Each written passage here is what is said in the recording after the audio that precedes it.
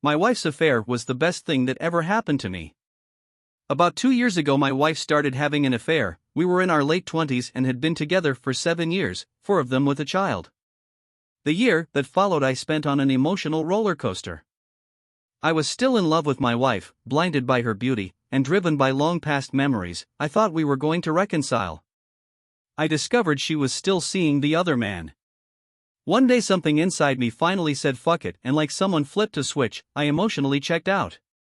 She was not the woman I had married, we were no longer partners. In that moment she simply became my baby mama. She was beautiful. We met freshman year of college. At one point during college we split up for a few weeks and I slept with 4 other people. She admitted to sleeping with one other person and we got back together. This is important, because it became a constant reason for her to pick a fight. Anytime we would get heated she would bring up that she wished she was more promiscuous when we split up in college. We always fought. She was always accusing me of cheating, which I never once did. I had to mask my emotions and mentally walk on eggshells 24/7. It didn't matter how beautiful she was, she made me miserable.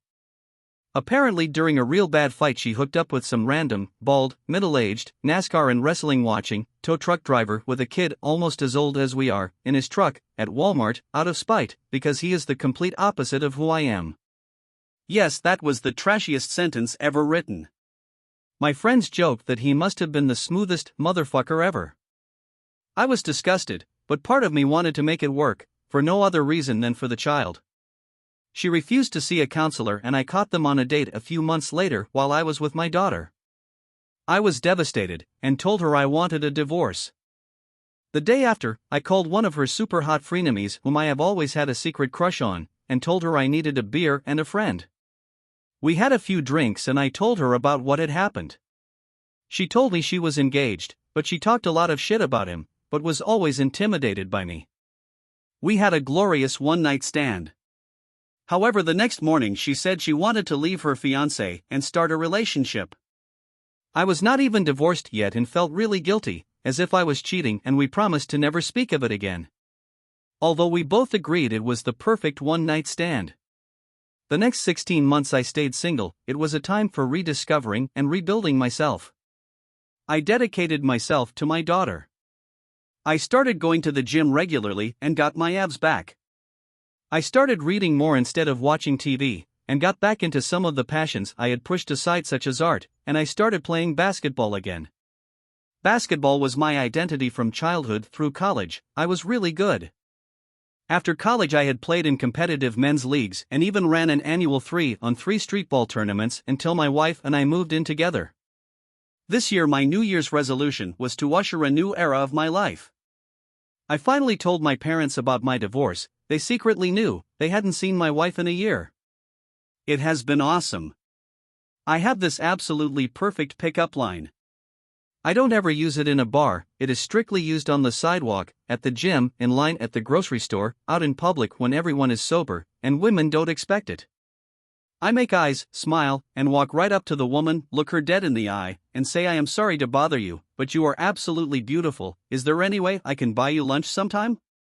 I am blank, by the way, and I extend my hand to shake theirs. Women respond to the confidence. Sorry, weird tangent, but it's a line that has worked like 96% of the time over the last 4.5 months. Some of you should try it. After a 2-year absence I played competitive basketball again. My team, which only won 2 games the year before in my absence, won the championship in my first year back. Not only that, but a lot of women who I would have previously thought were out of my league have been very much in my league. Part on me is glad this happened while I am still in my 20s. I had sex with my first black girl. I had a smoking hot hippie college girl pick me up in a bar for a change. I had a really cute but absolutely crazy stalker. My current record is 4 different girls in a week. However, I have never been a player or even a fan of hookups in general.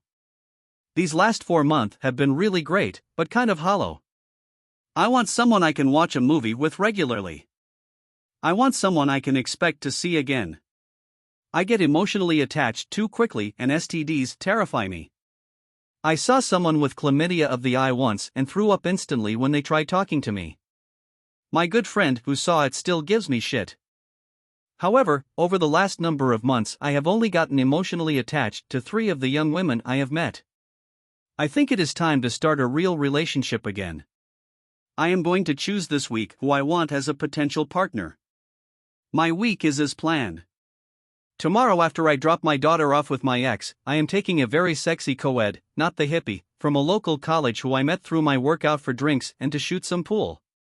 Then Monday after work I am having dinner and catching a movie with a very sexy Puerto Rican girl I met at the gym. Tuesday, Wednesday, and Thursday after work I will have my daughter. Then Friday I have a date with a very sexy single mom with a son the same age as my daughter who I met while I was having a drink with my dad and brother. She was the bartender. To top it all off, my cheating ex is miserable now and desperately trying to get me back. Which makes me very happy in a sadistic kind of way. My ego has never been higher. I probably just came off as a total pig to any feminist. I don't care, I have been through a shitload and I deserve to have fun. It feels good to feel wanted. I went a year and a half carrying a torch for a person who did not even love me and truly made me miserable. This is the happiest I have been in years.